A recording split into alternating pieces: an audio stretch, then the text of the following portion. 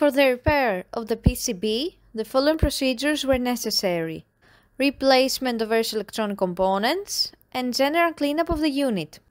For testing, we had power supplies of plus 5 volt, plus 15 volt and minus 15 volt. As soon as we turn on the power supply, the unit reacts accordingly and the LED indicators light up.